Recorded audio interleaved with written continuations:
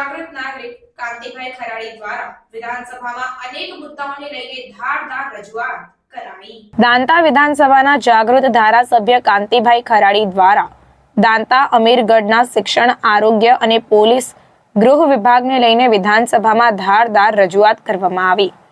દાંતા અમીરગઢ તાલુકામાં શિક્ષણ ક્ષેત્રે સ્કૂલોમાં ઓરડા તથા શિક્ષકોની ઘટ હોવાથી આદિવાસી વિસ્તારમાંથી દેશના ભવિષ્ય એવા આદિવાસી વિસ્તારના બાળકોને મોટું નુકસાન થઈ રહ્યું છે।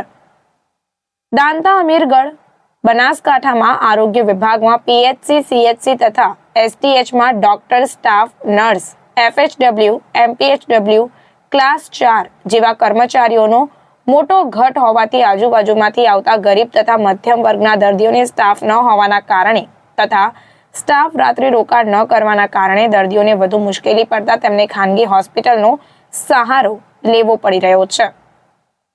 તો સાથે જ દાંતા અમીરગઢ તાલુકો રાજસ્થાન બોર્ડર જોડે આવેલો હોવાથી દાંતા અમીરગઢ તાલુકામાંથી અફીણ, ગાંજો તથા દેશી અને અંગ્રેજી દારૂ ખુલ્લેઆમ બોર્ડરોથી પોલીસની રહેમ નજર હેઠળ ખુલ્લેઆમ ટ્રકો તથા કન્ટેનર ભરી ગાંધી તથા સરદારના ગુજરાતમાં નશીલી પદાર્થને પ્રવેશ આપવામાં આવતું હોવાથી દાંતા અમીરગઢ તથા ગુજરાતની બહેનો વિધવા તથા બાળકો નિરાધાર બન્યા છે તથા ગામડામાંથી દેશી દારૂના અડ્ડાઓ ખુલ્લેઆમ પોલીસની રહેમ નજર હેઠળ ચાલે છે અને હપ્તા લે છે તથા બોર્ડર પર સક્ષમ પોલીસ અધિકારીની જગ્યા જીઆરડી તથા હોમગાર્ડ મૂકવામાં આવે છે અને ખુલ્લેઆમ ગુજરાતમાં નશીલો પદાર્થ, દારૂ, ડ્રગ્સ, અફીણ, ગાંજો જેવા અનેક પદાર્થોને પ્રવેશ આપવામાં આવી રહ્યો છે, જે બાબતે યોગ્ય કાર્યવાહી કરવાની માંગ સાથે ધારદાર રજૂઆત કરવામાં આવી।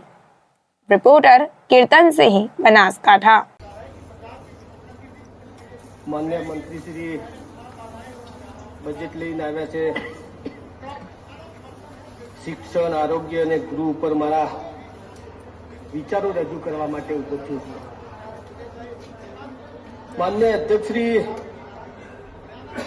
ગુજરાતની 6.5 કરોડની એક હૃદય કહેવાય, અહીંયા કદાચ સાચી વાત કરતા પણ ઓચકાય નહીં। માન્ય અધ્યક્ષ શ્રી, મારા વિસ્તારની અને બનાસકાંઠા જિલ્લાની શિક્ષણના મુદ્દા પર ચર્ચા કરું ત્યારે અને ગઈકાલે પણ આ ચર્ચા થઈ। બનાસકાંઠા જિલ્લાની અંદર જે શિક્ષકો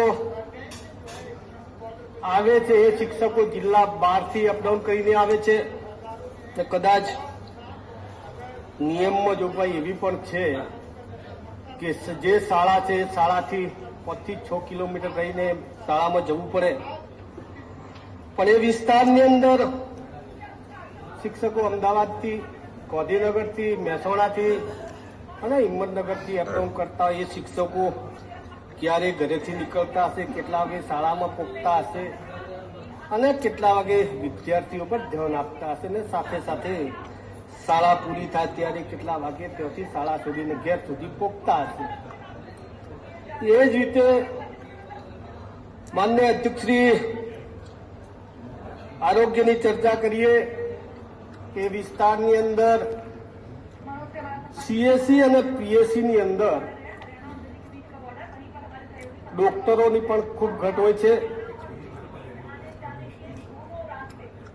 એ વિસ્તારની અંદર સીએસસી, પીએસસીની અંદર પ્રસૂતિ થતી હોય ત્યારે સીએસસી, પીએસસીની નર્સ એકાદ પટાવાળી બેન પણ હોય છે કે એના સિવાય સ્ટાફ નથી હોતો। મંત્રીશ્રીને વિનંતી કરું છું કે આ મુશ્કેલીની અંદર આરોગ્યની મુદ્દો આવે ત્યારે ડોક્ટરો પણ હાજર હોવા જોઈએ, નાઇટમાં પણ રહેવા જોઈએ અને સાથે સાથે ગૃહની થોડી ચર્ચા કરું ત્યારે મારો વિસ્તાર એટલે રાજસ્થાનને બોર્ડરથી આવેલો છે। ગૃહની ચર્ચાની અંદર એ વિસ્તારમાંથી નેશનલી જે વસ્તુઓ આવે છે એનો એક જાતનો હબ થઈને રહ્યો છે ત્યારે એ વિસ્તારની અંદર અઢળક દારૂનો આવવાન જવાનનો રકલો વધી ગયો છે ત્યારે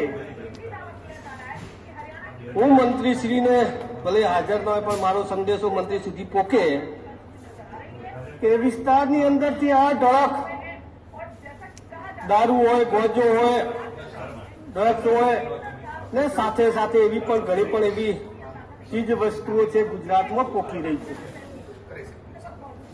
માનનીય અધ્યક્ષશ્રી, એ વિસ્તારની અંદર આ નેશાનો જે હબ થયો છે ત્યારે આ ઢળક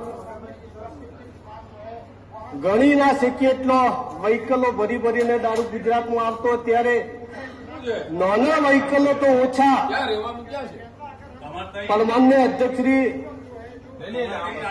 દિવસથી અંદર મોટા મોટા કન્ટેનરો ભરાઈને ગુજરાતમાં આવતા હોય, એમથી પણ વધારે શરમજનક કઈ વાત કહેવાય. માન્ય અધ્યક્ષશ્રી, એટલું જ નહીં પણ નશીલા હબના લીધે ઘણી બહેનો પણ વિધવાઓ થઈ છે. ઘણા એમના દીકરા દીકરીઓ નિરાધાર થઈને બેઠા છે.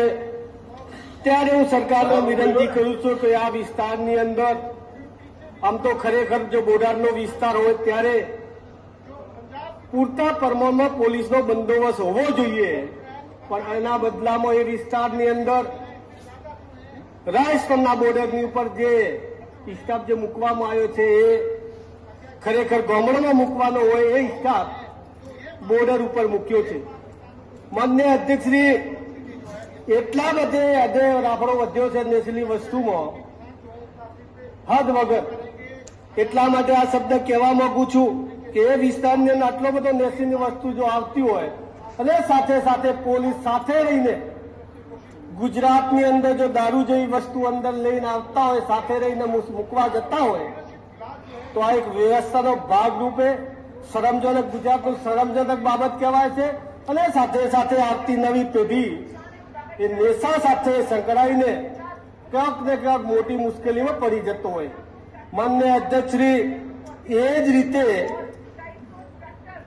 રીતે ગામડાની અંદર એક એક ગામની અંદર, એક એક મહેલાની અંદર કાયદેસરનો દારૂ, દેશી દારૂ, ઇંગ્લિશ દારૂ મળતો હોય અને પોલીસ જઈને ઘેર ઘેર જઈને હપ્તા લઈને આવતું હોય, ત્યારે એમ કહેવાય કે એક જાતનો એક વેપાર ચાલુ કરી દીધો છે ગુજરાતની અંદર. ગાંધીજીના ગુજરાતની અંદર, સરદાર સાહેબના ગુજરાતની અંદર આ શરમજનક બાબત છે. ત્યારે ફરીથી વિનંતી કરું છું કે આવી કોઈ મુશ્કેલી ના થાય અને વધારામાં વધારે આવી સિસ્ટમ થાય નહીં.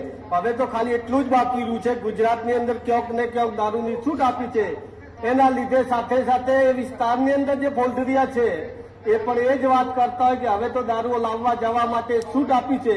મને તો ખબર નથી, પણ સરકારે ક્યારે આ રીતે છૂટ આપી છે. Thank you. કાંતિભાઈ, આપનું શું કહો છો?